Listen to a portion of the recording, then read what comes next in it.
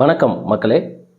அமெரிக்காவோட கலிஃபோர்னியா மாகாணத்தில் loss angel அப்படிங்கிற ஒரு நகரம், அது கடந்த ஜனவரி 7ஆம் தேதியிலேருந்து பற்றி எரிஞ்சுக்கிருக்கு அப்படிங்கிற செய்தியை நம்ம கூட தினந்தோறும் நாளேடுகளில் நாட்டு நடப்பு அப்படிங்கிறதுல அப்பப்போ சொல்கிறோம். இதற்கான காரணம் என்ன அப்படிங்கிறத இந்த காணொலியில் நம்ம பார்க்க போகிறோம். எல்லாத்துக்குமே தெரிஞ்சது என்ன காரணமாக இருக்கும் அப்படின்னு பார்த்தீங்கன்னா, வானிலை மாற்றம், அதாவது கிளைமேட் சேஞ்ச் என்று அழைக்கக்கூடிய புவி வெப்பமயமாதல், புவி சூடாகுதல் அப்படிங்கிறதான். 2024 அந்த முடிவில் டிசம்பர் 31, 2024 ஐநாவோட அஃபிஷியல் அலுவலகம் அதிகாரப்பூர்வமாக என்ன சொல்கிறாங்கன்னா, புவியோட வெப்பநிலை கடந்த 100 ஆண்டுகளில் 1.5 டிகிரி செல்சியஸ் அதிகமாகிடுச்சு அப்படின்னு சொல்லி சொல்கிறாங்க.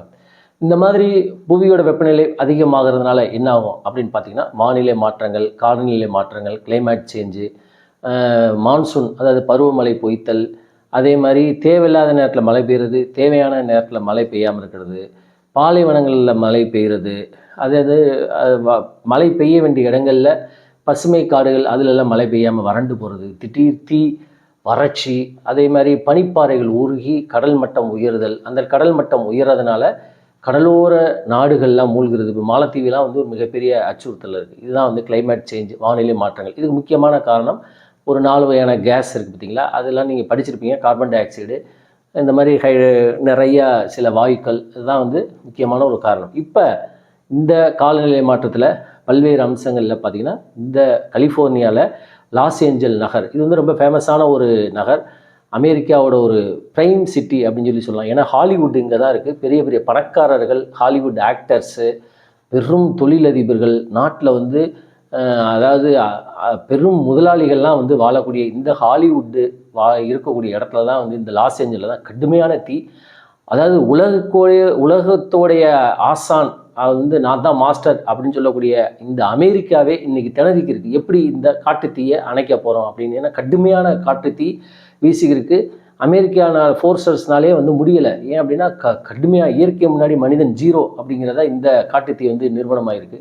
இதுக்கு என்ன காரணம், இது கிளைமேட் சேஞ்ச் எப்படி இதில் இம்பேக்டை க்ரியேட் பண்ணுது அப்படிங்கிறதான் எனக்கு தெரிந்த இந்த பத்திரிகைகள், யூடியூப்பு, அதே மாதிரி சமூக வலைதளங்கள் வந்த செய்தி, இதை பற்றி ஆராயல ரொம்ப ஆச்சரியமாக இருந்துச்சு. இதை நாம் தவிர்க்கிறதுக்கு என்ன செய்யணும்?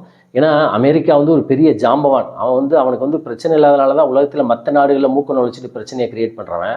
அவனுக்கே ஒரு பிரச்சனையை சால்வ் பண்ண முடியலன்னா, இந்தியா மாதிரியான டெவலப்பிங் நேஷன்ஸு, மற்ற ஈஸ்ட் ஏசியன் கண்ட்ரிகள், தேர்ட் வேர்ல்டு கண்ட்ரிஸு, 3ஆம் நாடுகள்லாம் இதை எப்படி சமாளிப்பாங்க அப்படிங்கிறதா ஒரு மிகப்பெரிய கேள்விக்குறி.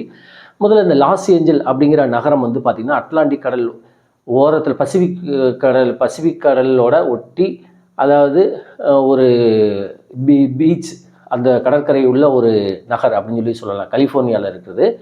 அந்த கடல், அதுக்கப்புறம் காடு, அதுக்கப்புறம் நகர் அப்படிங்கிற மாதிரி இருக்கும். ஒரு திக்லி பாப்புலேட்டட், அதிகமான அடர்த்தியான மக்கள் தொகை கொண்ட ஒரு நகரம் எது அப்படின்னா இந்த லாஸ் ஏஞ்சல்ஸு.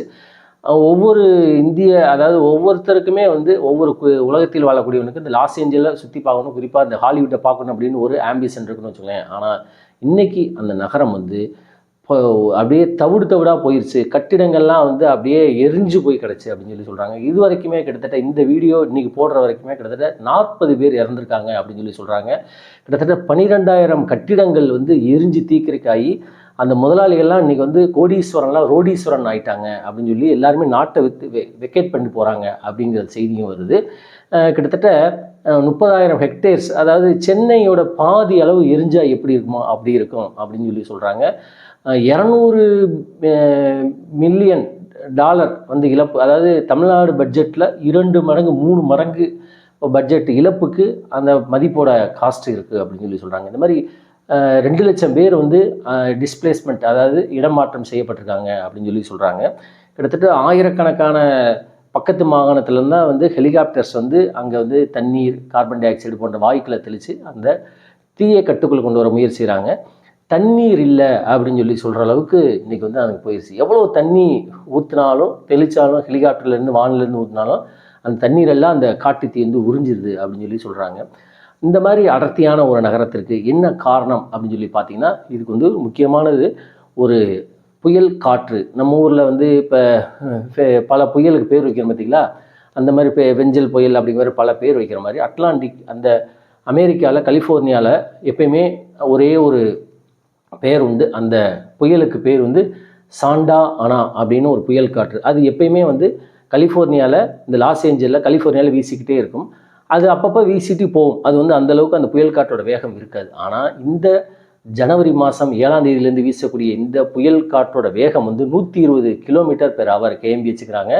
அது வீசிட்டு போகிறது மட்டும் இல்லாமல் காற்று தீ எரிஞ்சதோட இந்த புயலும் வீசுறதுனால தான் இந்த ஹெலிகாப்டர்லாம் வச்சு என்ன செய்யல, தீயை மனிதர்களால் கட்டுப்படுத்த முடியல அப்படின்னு சொல்லி சொல்கிறாங்க. இந்த சாண்டானா புயல் காற்று வந்து இந்த ஜனவரியில் வீசினது வந்து ஒரு இது வந்து எப்பயுமே வீசக்கூடியதான். ஆனால் இப்போ சமீப காலமாக இது ரொம்ப அதிகமாக வீசுகிறதா ஒரு காரணம் அப்படின்னு சொல்லி சொல்கிறாங்க. இதுக்கு என்ன காரணம் அப்படின்னு பார்த்தீங்கன்னா, இந்த காட்டு தீ வந்து எல்லா சைடும் பரவி அந்த தீயை வந்து எல்லா சைடும் ஸ்ப்ரெட் ஓவர் ஆக செய்யுது அப்படின்னு சொல்லி சொல்கிறாங்க.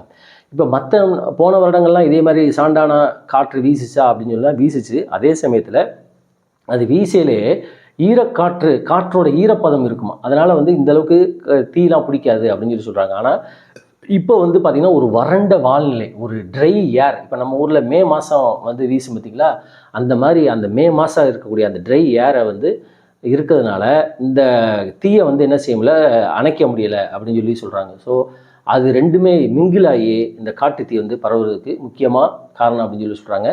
இந்த டிசம்பர் ஜனவரியில் இந்த சாண்டானா அந்த புயல் காற்றோட வேகம் அதிகமாக இருக்கும் அப்படின்னு சொல்லி சொல்கிறாங்க. முக்கியமாக அந்த காற்றினோட ஈரப்பதம் வந்து ரொம்ப குறைஞ்சிருச்சு அப்படின்னு ஒரு காரணம் சொல்கிறாங்க.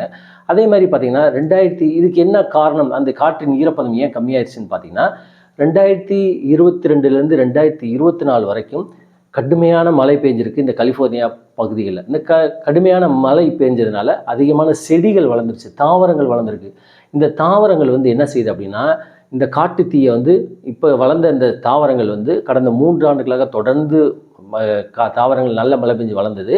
கடந்த டிசம்பர் ஜனவரியிலேருந்து கடுமையான கடும் வறட்சி காற்று, வறண்ட காற்று வீசுனதுனால இந்த தீ பிடிச்சது என்ன ஆயிடுச்சு அப்படின்னா, இந்த தாவரங்கள் வந்து அப்படியே இந்த தீ வந்து மலமளன்னு முழு காற்றுக்கும் பரவுறதுக்கு ரொம்ப தோதுவாயிருச்சு அப்படின்னு ஒரு காரணம் சொல்கிறாங்க.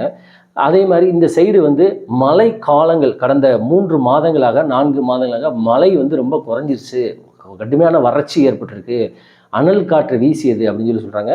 மழையோட சாதாரணமாக பெய்யக்கூடிய மழையோட அளவு வந்து 2% கம்மியாயிடுச்சு அப்படின்னு ஒரு காரணம் சொல்கிறாங்க. இது எல்லாமே சேர்ந்து இந்த சாண்டானா அப்படிங்கிற இந்த புயல் காற்று வந்து இந்த காட்டு தீயை பரவுறதுக்கு ரொம்ப ஏதுவாயிருச்சு அப்படின்னு சொல்லி சொல்கிறாங்க.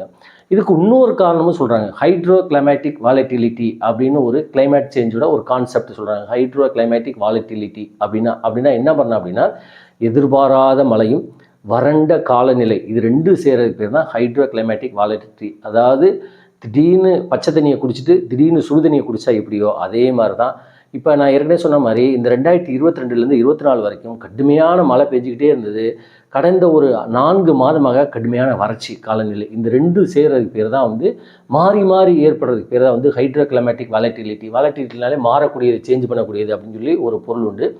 இது வந்து அப்பப்போ வரும், இது வந்து புதுசு கிடையாது. ஆனால் அப்பப்போ இந்த மாதிரி நிகழ்வு வந்து சரியாயிடும். ஆனால் 20ஆம் நூற்றாண்டில் இது வந்து 30% அதிகமாகிருக்கு இந்த ஹைட்ரோ கிளைமேட்டிக் வாலட்டிலிட்டி அப்படின்னு ஒரு காரணம் சொல்கிறாங்க.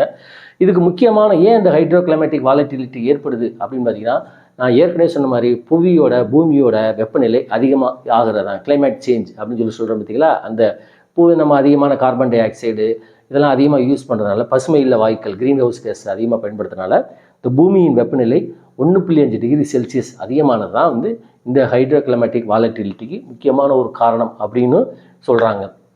இப்போ இந்த எதிர்பாராத பேரிடர் இதுக்கு வந்து என்ன காரணம் அப்படின்னு நம்ம ஏற்கனவே பார்த்தோம். அதாவது ஒரு பக்கம் வறண்ட சூழ்நிலை, இன்னொரு பக்கம் பெருமழை, இது ரெண்டும் சேர்ந்து தான் இருந்தது. இப்போ சப்போஸ் இந்த காட்டுத்தீ இல்லாட்டினா என்ன சார் ஆயிருக்கும் அப்படின்னு பார்த்தீங்கன்னா, இந்த காட்டுத்தீ இல்லாமல் மழை பெஞ்சிருச்சுன்னா ஏற்கனவே இங்கே வந்து ஒரு வறட்சி ஏற்பட்டிருக்கு. இந்த வறட்சி ஏற்பட்டோன்னா பூமிலாம் பார்த்தீங்கன்னா வெடிப்பு ஏற்பட்டிருக்கு. நம்மளாம் பார்த்தீங்கன்னா ராஜஸ்தானில் இப்போ சப்போஸ் இந்த டெல்டா பகுதியிலே வந்து மழை பெய்யாட்டினா விவசாயிகள்லாம் போட்டு அந்த வயலெல்லாம் வந்து வெடிப்பு ஏற்பட்டுருக்கு. அந்த மாதிரி வெடிப்பு ஏற்பட்டிருக்கும். அப்போ மழை பெஞ்சிருச்சு, அந்த புயல் காற்று இல்லாமல் மழை பெஞ்சிருச்சுன்னா இந்த தண்ணிலாம் வந்து வெடிப்பினால் உள்ளே போக முடியாதனால ஒரு வெள்ளம் ஏற்பட்டு ஒரு ஃப்ளாஷ் ஃப்ளட் ஆகிருக்கும். அப்படி திடீர் வெள்ளம், ஃப்ளாஷ் ஃப்ளட் அப்படின்னு சொல்லி ஆங்கிலத்தில் சொல்லுவாங்க. திடீர் வெள்ளம் ஏற்பட்டிருக்கும். அப்போ ஒன்று மழையாக பெஞ்சு அழிச்சிருக்கும், அல்லது காட்டு தீயை சேர்ந்து அழிச்சிருக்கும். இது வந்து தவிர்க்கவே முடியாது அப்படின்னு சொல்லி சுற்றுப்புற சூழல் ஆய்வாளர்கள் சொல்கிறாங்க. இப்போ இந்த மாதிரி இதுக்கு பேர் வந்து என்ன அப்படின்னா, கடுமையான வறட்சியும் கடுமையான மழையும் இந்த மாதிரி இருக்கிறதுக்கு பேர் தான் வந்து காம்பவுண்ட் அப்படின்னு சொல்லி சொல்கிறாங்க. காம்பவுண்ட் அதாவது ஒருங்கிணைந்த பேரிடர், காம்பவுண்ட் டிஸார்டர் அப்படின்னு சொல்லி சொல்கிறாங்க. இது வந்து இதுக்கு என்ன காரணம் அப்படின்னு பார்த்தீங்கன்னா, ஏற்கனவே சொன்ன மாதிரி புவியோட வெப்பநிலை அதிகமாகிறது. இன்னொரு ரீசன் என்ன சொல்கிறாங்க அப்படின்னா, டிசம்பர் ஜனவரிலாம் வந்து இந்த கலிஃபோர்னியாவில் வந்து இந்த மாதிரி புயல் காற்று வீசாது அப்படின்னு சொல்லி, அதனால் அந்த மீட்பு குழுவினருக்கெலாம் வந்து லீவ் விட்டுருவாங்களாம், ரொம்ப ரிலாக்ஸாக இருப்பாங்களாம். ஆனால் திடீர்னு இந்த மாதிரி புயல் காற்று வீசி இந்த மாதிரி காற்று இப்போ